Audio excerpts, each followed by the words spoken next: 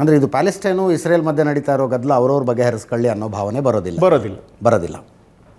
ಇದು ಎಲ್ಲರಿಗೂ ಸೇರಿದ್ದು, ಪ್ರತಿಯೊಂದು ಮುಸ್ಲಿಂ ಅಥವಾ ಇಸ್ಲಾಮಿಕ್ ಐಡಿಯಾಲಜಿನಲ್ಲೂ ಇದೆ that my people are getting affected there. ನನಗೂ ಆ ದುಃಖ ಇದೆ, ನಾನು ಅದಕ್ಕೆ ಏನಾದ್ರು ಒಂದು ಪ್ರತಿಕಾರ ತೋರಬೇಕು ಅನ್ನೋದು ಎಲ್ಲ ಮುಸ್ಲಿಂ ಹೃದಯದಲ್ಲೂ ಇದೆ. ಅದು ಸರಿನೋ ತಪ್ಪೋ ಅದು ಚರ್ಚೆಗೆ ಬರೋಕ್ಕೆ ಸಾಧ್ಯ. ಅವರವರ ಭಾವ. ಎಸ್. ಅಂದರೆ ಅದು ಬೆಂಗಳೂರಿನಲ್ಲಿರೋ ಮುಸ್ಲಿಮರಿಗೂ ಅನ್ವಯ ಆಗುತ್ತೆ. ಬೆಂಗಳೂರು ಯಾಕ್ರಿ, ಯಾವ್ದಾದ್ರು ಹಳ್ಳಿಗೆ ಹೋಗಿ ಅಲ್ಲೂ ಇದೆ ಸೇಮ್. ಬೆಂಗಳೂರು ನೀವು ತುಂಬ ದೊಡ್ಡದು ಊರು ಹೇಳಿದ್ರಿ. Because the principle says that you have to go by the faith. Yes. ಆದ್ದರಿಂದ ಎಲ್ಲ ಕಡೆ ಅದೇ ಆಗುತ್ತೆ. ಇದಕ್ಕೊಂದು ಪರಿಹಾರ ಅಂತ ಏನಾದ್ರು ಕಾಣಿಸುತ್ತಾ ನಿಮಗೆ? ಪರಿಹಾರ ಇರೋದು ಒಂದೇ, UN ಮ್ಯಾಂಡೇಟೆಡ್ 2 ಸ್ಟೇಟ್ ಥಿಯರಿ. ಹೌದು. ಅದಕ್ಕೆ UN ಅವ್ರು ಹೇಳಿದ್ದಾರೆ ಅರಬ್ಸ್ಗೂ ತಮ್ಮದೇ ಆದ ಒಂದು ಸ್ವಾತಂತ್ರ್ಯದ ರಾಜ್ಯ ಕೊಡಬೇಕು, ಇಸ್ರೇಲ್ ತನ್ನ ಸ್ವಾತಂತ್ರ್ಯದ ರಾಜ್ಯ ಇರಬೇಕು. ಅದಕ್ಕೆ ಮೂಲಕ ಪ್ರಾಬ್ಲಮ್ ಏನಾಗ್ತಿದೆ ಅಂದರೆ Arabs don't want to recognise Israel as a nation. Existence of Israel as a nation. ಅದು ಮೊದಲನೇದು, ಒಂದು ಕಡೆಯಿಂದ ತೊಂದರೆ. ಇಸ್ರೇಲ್ ಅನ್ನುವ ದೇಶವೇ ಇರಬಾರದು ಅನ್ನೋದು ಅವರ ಒಂದು ಕಾನ್ಸೆಪ್ಟ್. ಎರಡನೇದು, ಇಸ್ರೇಲ್ ಕಡೆಯಿಂದ ಇವತ್ತು ನಾನು ಇವ್ರನ್ನ ಹೊಡಿತಾ ಇದ್ದೀನಿ, ಬಾಂಬ್ ಹಾಕ್ತಾ ಇದ್ದೀನಿ, ಮಕ್ಕಳ ಮೇಲೆ ಹೆಣ್ಮಕ್ಳ ಮೇಲೆ ಬಾಂಬ್ ಹಾಕ್ತಾ ಇದ್ದೀನಿ, ಕೊಲ್ತಾ ಇದ್ದೀನಿ, ಏನೋ ಮಾಡ್ತಿದ್ದೀನಿ. Today they are not recognised as a nation under the UN.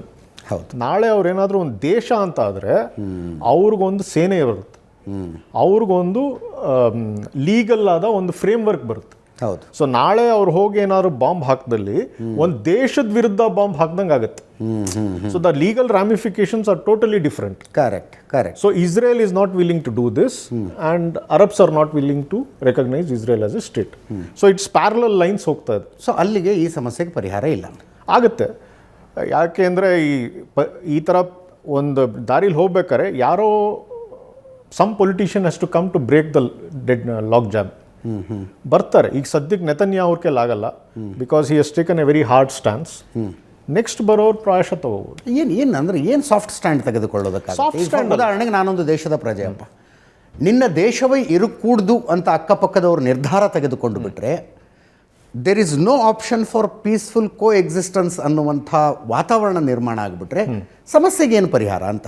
ಈಗ ಒಂದು ಸಮಸ್ಯೆಗೆ ಪರಿಹಾರ ಅಂದರೆ ಎರಡು ಕಡೆಯವ್ರು ಇರ್ತಾರೆ, ನೀನು 2 ಹೆಜ್ಜೆ ಮುಂದೆ ಬಾ, ನಾನು 2 ಹೆಜ್ಜೆ ಮುಂದೆ ಬರೋಣ, ಯಾವ್ದಾದ್ರು ಒಂದು ನ್ಯೂಟ್ರಲ್ ಜಾಗದಲ್ಲಿ ನಿಂತ್ಕೊಂಡು ಹ್ಯಾಂಡ್ ಶೇಕ್ ಮಾಡೋಣ ಅಂತ.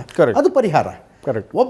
ಒಬ್ಬ ವ್ಯಕ್ತಿ ತಾನಿರುವ ಜಾಗದಿಂದ ಮೂವ್ ಆಗೋದಕ್ಕೆ ತಯಾರಿಲ್ಲ ಅಂತಂದಾಗ ಏನು ಪರಿಹಾರ ಸಾಧ್ಯ? ಇದಕ್ಕೆ ಪರಿಹಾರ ಹೇಗೆ ಸಾಧ್ಯ ಅಂದರೆ ಯಾರು ಹೆಜ್ಜೆ ಮುಂದಿಡಲ್ವೋ ಅವನು ಹೋಗಬೇಕು.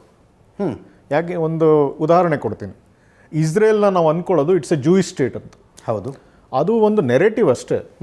ಭಾರತದಲ್ಲಿ ಅಲ್ಪಸಂಖ್ಯರು ಎಷ್ಟಿದ್ದಾರೆ? ಫಾರ್ ಎಕ್ಸಾಂಪಲ್ ಇಸ್ಲಾಮಿಕ್ ಫಾಲೋವರ್ಸ್ ಎಷ್ಟಿದ್ದಾರೆ ಭಾರತದಲ್ಲಿ? ಒಂದು 18%. 18%. ಯು ವಿಲ್ ಬಿ ಸರ್ಪ್ರೈಸ್ಡ್, ಇಸ್ರೇಲ್ನಲ್ಲೂ ಮುಸ್ಲಿಮ್ಸ್ ಆರ್ 18%. ಅರ್ಥ ಆಯ್ತಾ? Jews are just 73 to 75%.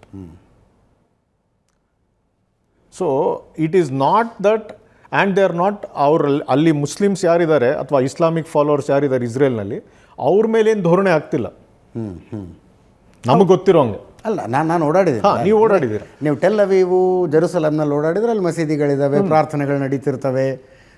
Israeli ಸೈನ್ಯದಲ್ಲಿ ಸೈನಿಕರಿದ್ದಾರೆ, ಮುಸ್ಲಿಂ ಸೈನಿಕರಿದ್ದಾರೆ. ಹೌದು, ನಾವು ಹೋದಾಗ ಮಾತಾಡಿಸ್ತೀವಿ.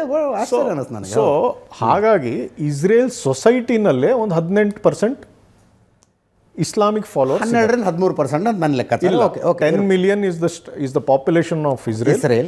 1.8 followers of Islam. 1.8 million followers of Islam. 1 ಕೋಟಿ ಇಸ್ರೇಲಿನ ಒಟ್ಟು ಜನಸಂಖ್ಯೆ ಬೆಂಗಳೂರು ಜನಸಂಖ್ಯೆಗಿಂತ ಕಡಿಮೆ. ಇಸ್ರೇಲ್ನ ಸೈಜೇ ಅಷ್ಟು ಚಿಕ್ಕದಿದೆ. ಅದರಲ್ಲಿ 18% ಮುಸ್ಲಿಮರೇ ಇದ್ದಾರೆ. ಇನ್ನೂ ಒಂದೇನು ಅಂದರೆ ಅಲ್ಲಿ ಡಿಮೋಗ್ರಫಿಕ್ ಚೇಂಜು ಆಗ್ತದೆ. ಹೌದು. ಎಲ್ಲೆಲ್ಲಿ ಬರ್ತ್ ರೇಟ್ಸ್ ಕಮ್ಯುನಿಟೀಸ್ನಲ್ಲಿ ವೇರಿಯೇಷನ್ ಇರುತ್ತೋ ಅಲ್ಲಿ ಡೆಮೋಗ್ರಫಿಕ್ ಚೇಂಜ್ ಆಗ್ತದೆ. ಇಸ್ರೇಲ್ನಲ್ಲಿ ಕೂಡ ಆಗ್ತದೆ. The birth rates among Jewish communities is lower than the birth rates of Islamic community. Correct.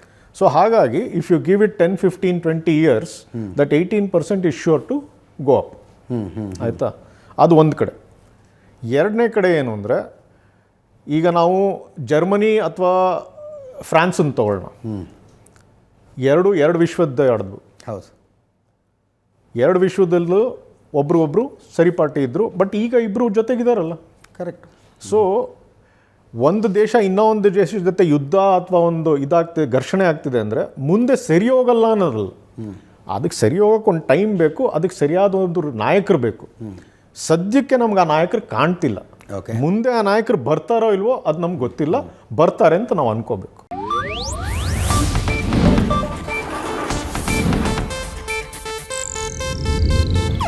ಇದು ಏಷ್ಯಾನೆಟ್ ನ್ಯೂಸ್ ನೆಟ್ವರ್ಕ್ ಪ್ರಸ್ತುತಿ.